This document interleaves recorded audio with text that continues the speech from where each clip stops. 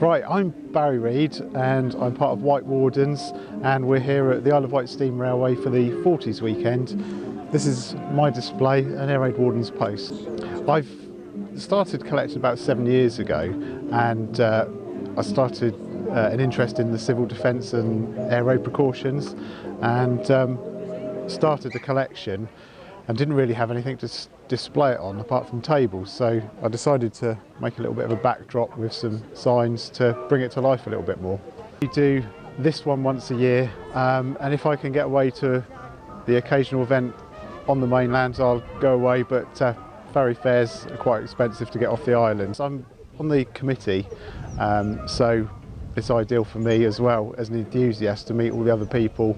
Great for networking, great atmosphere, and brilliant people. Well, there's so much to see and do here.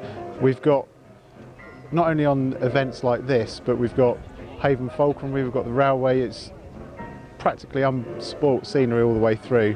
There's some fantastic locomotives, the museums, and we've got Train Story as well, which is a new exhibit. It's a huge shed that holds all rolling stock locomotives and shows you how they arrive here through the preservation and how they become used again back on the rails. During the war, the civil defence obviously was set up as a civilian organisation, so you didn't have the military running it, it was civilians, and it was normal people in the community, friends that were well community based. People knew them, so it was a friendly face to turn to in crisis. There was a log held by the wardens, which was the household log, and that gave the wardens the information they needed to be where the people would be sheltering, either in the house, basement, or in their air raid shelter. So if anything terrible did happen, a bomb dropped, they knew exactly where to go and find the families and how many would be sheltering them. There was various roles of the civil defence. Wardens would have been in charge initially of issuing gas masks, checking and servicing the respirators.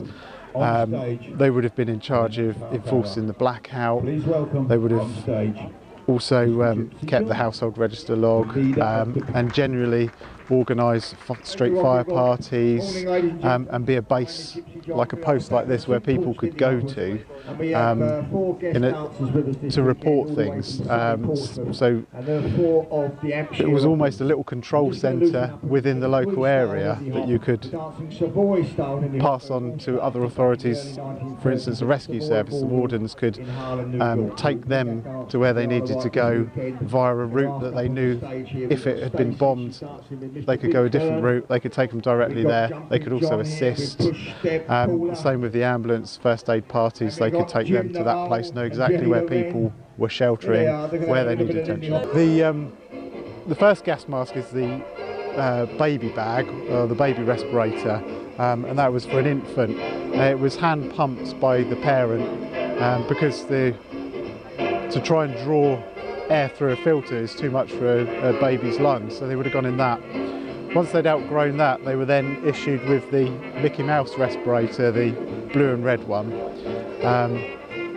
And then from there was the civilian respirator that come in 3 sizes.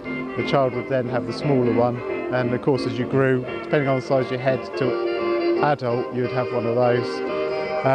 We've got the respirator on the end is the civilian duty respirator, which would have been carried by ambulance parties, wardens, and St John's Ambulance, Red Cross, so it was used for civilian work. And there was also a larger respirator filter with the hose, which was brought in. That was a military one, but it was adapted for police and wardens later on.